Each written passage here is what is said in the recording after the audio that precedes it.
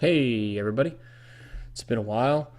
Today I just wanted to do a nice 30-minute video since I haven't given you guys anything in a long time. And I'm going to start with kind of a summary of the article I wrote about. I know it's a little dated at this point, but I did an article about the journalist, the Saudi Arabian journalist who was murdered. And the Western coverage of that was a little creepy to me. Now, he, of course, was killed by MBS, Mohammed bin Salim, the crown prince. I mean, that's not confirmed, but come on. What are we talking about here? And supposedly he was killed for no reason at all, or he was speaking ill of the regime. Now I just wanted to give you guys some background if you don't know about the Saudis. This journalist, he was not a freedom fighter. He was not a Glenn Greenwald. He wasn't a he didn't uncover Watergate or anything. He actually was friends with the princes and the royal family, just a different group. And if you're not familiar with the way the Saudis work, there's one royal family, but there's many, many sects. So this journalist, in his heyday, was friends with a group of princes that were in power back around, 2001, around 9/11. And what I've seen since MBS has taken over, he's a brutal dictator. There's no questions asked. But he has replaced the past regime.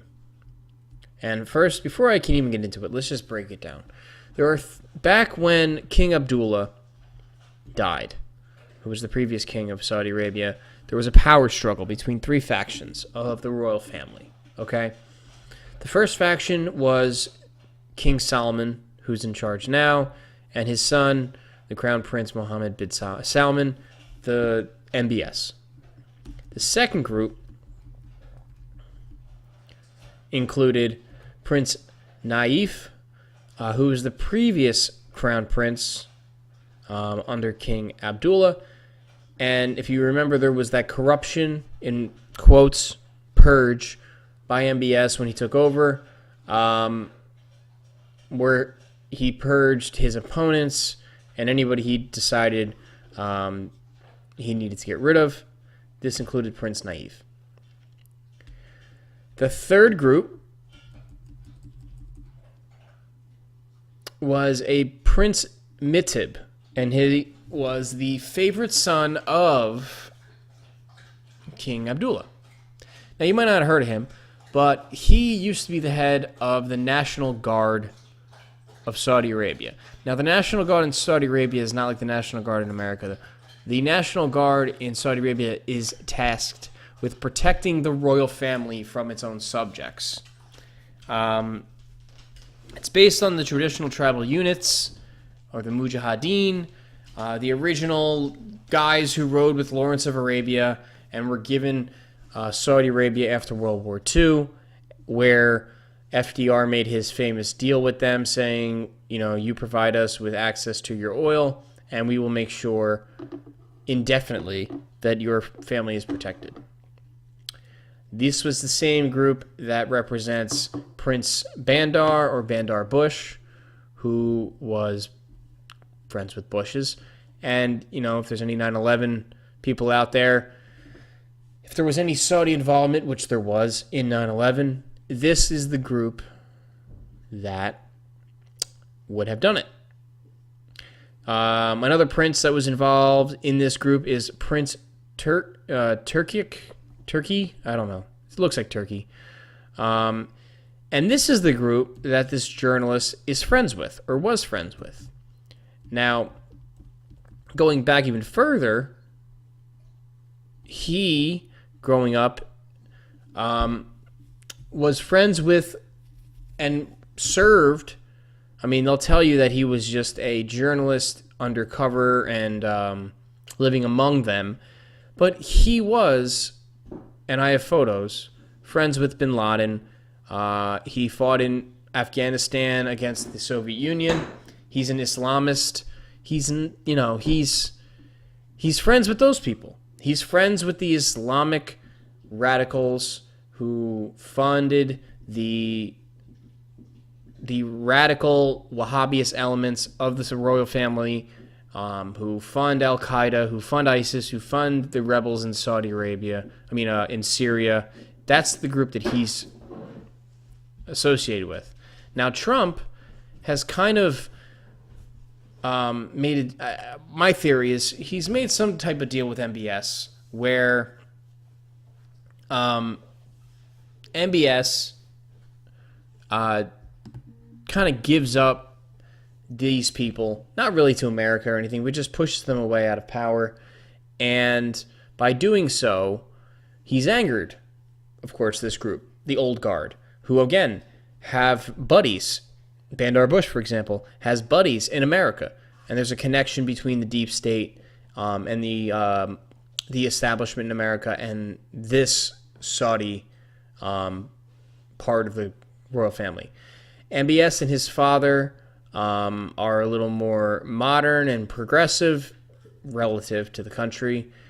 And this is what I see as the reason, not that he was killed. He was killed because a dictator runs the country and he didn't like opponents. This journalist was cozying up to the Turks and the Qataris. And the Qataris and the Saudis have had an issue lately. And that's why he killed him. Because, if you're a dictator and you're a king or a prince and some guy says some shit you don't like, you kill him. But what got me interested was the reaction from the United States. And the same, and who had the reaction? What was the reaction? Well, the reaction came from the Washington Post and the New York Times. And here's the kicker: Lindsey Graham and Marco Rubio. Now, Lindsey Graham and Marco Rubio, to me, equal the surviving members of the neocon conglomerate within the Senate, especially. But really, the U.S. Government, they are the guys who nobody questions their loyalty, especially Rubio. His loyalty is to the neoconservative movement. So why are they against the Saudi prince all of a sudden? Why are they calling for regime change? Why are they saying we need to get rid of this guy and, you can't kill dictators, when they've been the closest allies to Saudi Arabia, the neoconservatives, going back through the 1990s? And we know that their involvement in getting us into the war in Iraq is unquestioned at this point, if you know anything about the Office of Special Plans. And earlier than that, Clean Break, written for Benjamin Netanyahu before he entered prime ministership of Israel. So what you have here, in my opinion, is the old guard kind of pushing a coup and getting the sign-off from their buddies in Washington. Now, I don't think MBS was aware of this. I think he's just a young idiot. I mean, the guy started a war in Yemen without any exit strategy, and it's kind of pushed his U.S. allies that aren't neocons to the brink. The nationalists who just really want to make a lot of money off selling weapons to them have kind of had enough. So that's what's really interesting to me about this is I don't think you're ever going to get that story in the newspaper, and you're not. And it kind of creeps me out that there's kind of a little bit of a coup situation going on. And Saudi Arabia is not, you can't play games there. I mean, as Scott Horton was talking about earlier this week, you have a coup in Saudi Arabia. That's I mean, there's nobody else there to take over except for even more radicals. I mean, if you don't remember, so Osama bin Laden's main gripe with the United States was troops in Mecca and on the Saudi Arabian Peninsula and in the Persian Gulf. He was no friends to the royal family. Now, again, as I say, he's no friends to the royal family. He's no friends to the royal family that's making business with the United States. Now, if we know anything about the Saudis, their royal family at the same time that they're making friends and they're doing business with the United States, they're also funding terrorists that are bombing and killing the United States. So, it's almost like it's an espionage situation where you have Osama bin Laden being denounced by the royal family as a terrorist, but they're funneling him money on the side. Different groups. You have thousands of princes or hundreds of princes and thousands of members, and even one of the princes that this journalist was kind of their buddy and kind of their spokesperson for. If you look at public record, he's denouncing bin Laden left and right. But he was in charge of the Saudi Defense Forces and the intelligence forces leading up to 9/11. This Prince Turki, whatever the fuck his name is. It's in the article I wrote last week. And he was relieved of his duties a couple months prior to 9/11 and then eventually took over for Prince Bandar after 9/11 in his spot. So, that's what you're seeing here. And I just, I wrote the article last week and it got good play. And the reason is because I want to warn, just like Syria, I want to warn Americans that might, just look at this as like Saudi Arabia is a single entity. No, there's a Game of Thrones that's working there. It's a major Game of Thrones. It's goes on all the time, and this old guard doesn't want this young prince taking over and let women have the ability to drive and making deals with Donald Trump and visiting countries and not wearing his headdress. He's still a psycho, but they don't like that. They want to be back in power, and he's making money for Trump and certain American businessmen, but not the same ones that were making money before. And there's always interests involved. So that's what I wanted to hit on with that. And I wrote the article, and I'll link to it within the show notes. We can go into detail more, but it's all written there, and I do like how a guy like Rand Paul has been able to use this neocon fake backlash to get his message out there, which he's been trying to do for years now to try to end this slaughter in Yemen. But, of course, and this is really my fault, of course, I wrote that article, and, since I wrote it, this has been completely whitewashed in the news. Now, for obvious reasons, you had a fucking nut job, I guess part of the Native Americans for Trump group, sending fake bombs to all the Democrats, and you had a shooting on Saturday in Pittsburgh. So that has been kind of engulfed the news as we head up to this election. Now, I'm not going to talk conspiracy because I don't think there was one. Now, the bombs are suspicious. There's lots of things there, but I think enough people have said enough about them. I'll just talk about the reaction again. I think this election is just, it's, I don't, all I can say is I've seen people that I know would never vote Republican who are going to vote Republican. I don't think many people are buying this Democrat bullshit. They're just emotional, screaming nut jobs at this point. And I'm not saying most of the voters, but I'm saying the driving force is emotion, hatred, and vile attacks. Now, of course, they're going to turn and say, well, this guy just sent bombs to everybody's house. That guy's, okay, so he speaks for all Republicans? No. The guy was a Native American bodybuilding, strip club going nut job who thought, if I send some bombs to these Democrats 2 weeks out of the election, somehow that'll stop them. Like, come on, that's some fishy shit. So there's that.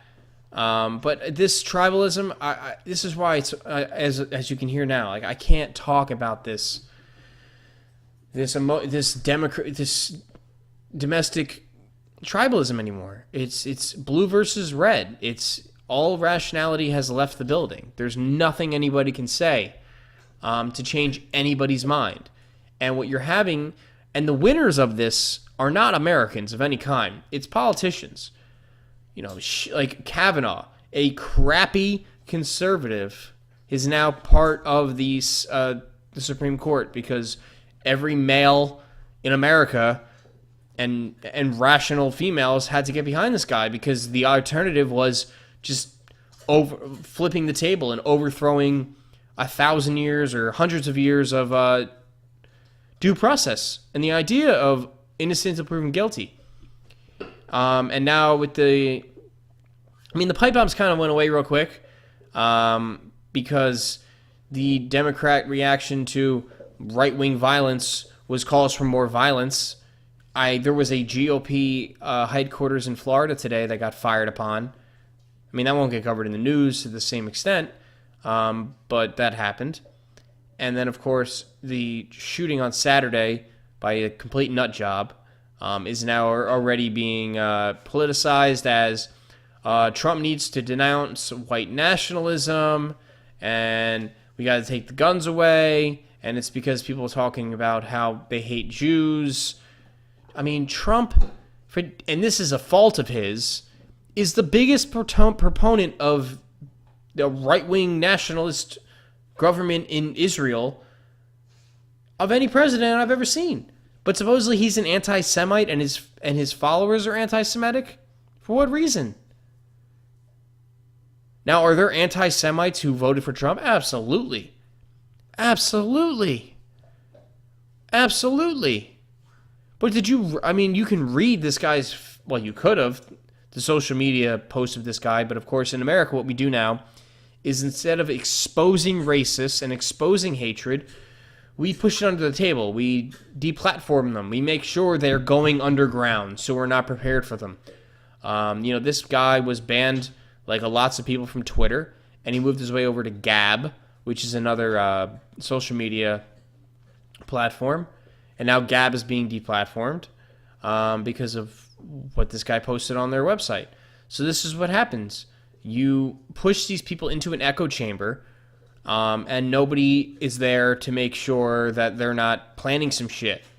This guy's premise was that the caravan moving north through Central America was really funded by the Jews, and the Jews are coming to take his people and kill them. I mean, this caravan, and I don't think they should be able to wander into the country. If there was no welfare state and we lived in a libertarian utopia, I'd have no problem with it, but that's not the truth. They're coming here and they're being funded, not openly, like they don't know they're being funded, but they are being funded by left-wing groups to come in and swing the election a certain way, not for their votes, but just the optics of the whole situation to make Trump look like an asshole.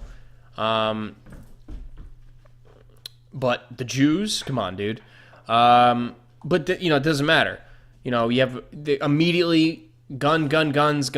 Listen, and I even that argument, I don't even want to get into that anymore with people. I don't want to argue about that. Guns, they're not taking the guns. They're going to try, but they're not going to. Not in America. It's just not. And to people out there who still think you should disarm the Americans, we can't have a conversation, you and me, because you just ignore history. You live in a faith-based reality where you think just because it's the American government that they wouldn't violate and abuse their power once you were disarmed. I mean, history is contrary to everything that you would believe by doing that. But that's what's funny about the left. As my boy Owen Benjamin says, Trump is Hitler, so let's give him our guns. That's what people think. And, you say to somebody and they roll their eyes, I don't want to take all the guns away. You do. And at the same time, you want to, dictators are bad, blah, blah, blah, blah, blah, Nazis, Nazis, Nazis, but you want to take the guns away. I mean, it's an asinine idea. And it's just contrary to freedom, defending yourself, and individualism. And this is why I do less podcasts now, and I kind of keep them short, because I still follow politics as much as the next person, but there's no debate anymore. There's two sides in the sand. There's adults who are rational and want to be safe and believe in the individual and view people as individuals and do not want the government being in control of their lives and want society to be organized voluntarily, and that's it. And then there's another side where they want to force their views on you through the point of a gun, and that's the right and the left. And they want to fight all day and night. And they ignore all their hypocrisy within their beliefs, and they ignore all the fucking holes in their logic, and the rest of us suffer. It's tiresome. And instead, I'm trying to go out and enjoy my life, and hug my girlfriend and have a good time and enjoy my weekends and not be bogged down by the insanity. Because as much as I think they're going to keep pushing it, there is going to be a pushback. And the pushback's coming. And I think it's coming in November in terms of voting. But, you're not going to Texas, for example, and disarming them.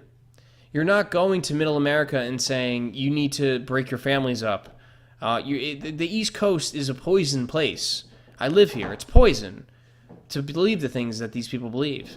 They just have faith. They have faith in the government.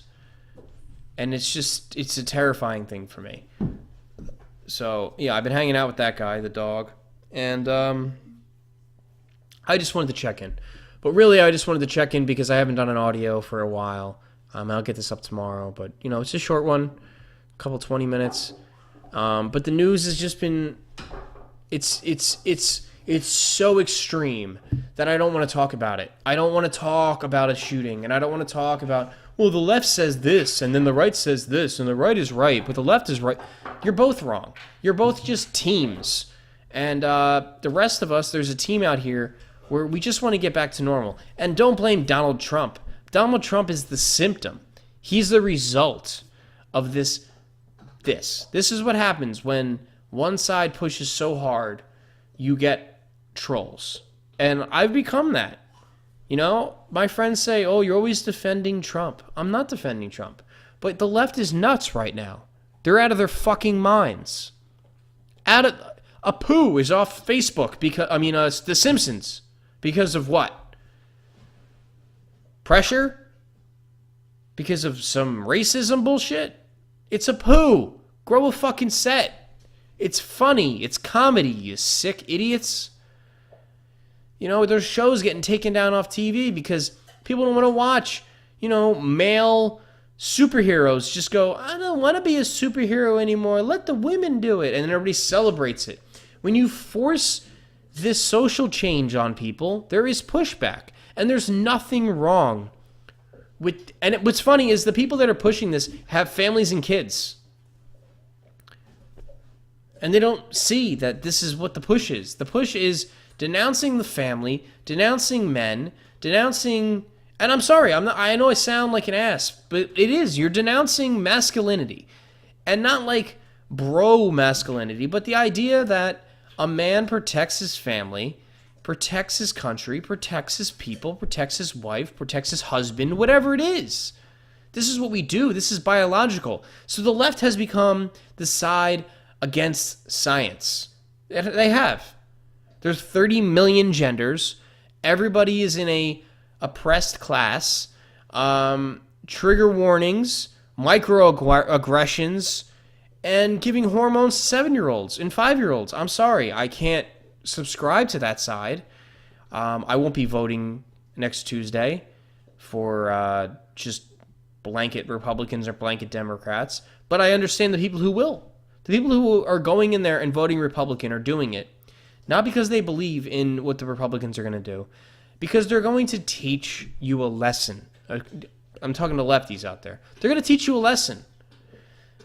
For you people to call them Nazis for 3 years and say that it's their divisive words and violence that's caused this, when every celebrity in Hollywood is calling Donald Trump a racist, calling every right-winger a bigot and a Nazi. They're holding up the severed head of the president. Rosie O'Donnell says that the president's son should be raped and killed. There's bike locks, people running on bike locks with masks on, knocking out old men with the Trump hats on, trying to burn down colleges, violence in the streets, Maxine Waters calling for violence. This is what the left is doing. People who vote for Kavanaugh should be castrated. That's the left. And not one person that I know on the left is apologizing for it, because they're going to get, and they admit it, we need to get our political views into law. And when you use violence and you encourage violence and you denounce free speech to shut down your opponents, and you have companies commingling to destroy the free speech of people they don't agree with, you're authoritarian, forceful, borderline fascists, and you're not going to be allowed to win. Not in this country. And I'm going to leave with that. I'm going to go back to watching hockey, and I'm going to do a little research about maybe a foreign conflict around the world and give you guys some insight. But this domestic politics, my prediction, Republicans win on Tuesday. That's it. Because if the Democrats win, all that's going to happen for 2 years, idiots, is you're going to try to impeach Trump on bullshit. The Russian narrative went away. Every honest lefty journalist that I know, that nobody that I know has read, they all know the Russian narrative is bullshit. They all know it's a deep state operation because Russia's our enemy, and this was all about Syria. But I don't even want to spend the time explaining it to you. You know? And you guys know what I'm talking about, people who agree with me. I don't have time to try to convince these people anymore. They need to be taught a lesson in the ballot box. You lose. Good day, sir. So with that, I'm done. I'm going to go watch some Netflix and hang out. Nice to talk to you guys. Shoot me some topics if you have anything interesting. You can shoot that to me on Steemit. You can shoot me an email. You can shoot me an Instagram message. I'm on Twitter. You can shoot me a comment over on decentralizedtruth.com, where I post my articles and my video. I should be on the weekly podcast, or the tri-weekly podcast, on Thursday, and we'll see what we're going to be talking about on there. But until then, check us out over at the Information War. Again, if you're on Steemit, it's #InformationWar. We're Information War on YouTube. I also have my own YouTube at the Voluntary Exchange channel. Voluntary Exchange podcast on iTunes. I have a Patreon. I got a million things going on. And again, I've been taking a little bit of a break, but it's because you got to step out of the room when the children are fighting. But if there's any adults out there that have some adult topics they want me to talk about, please feel free to send them my way. But until then, you guys have a good night. Nice to talk to you guys again. Peace.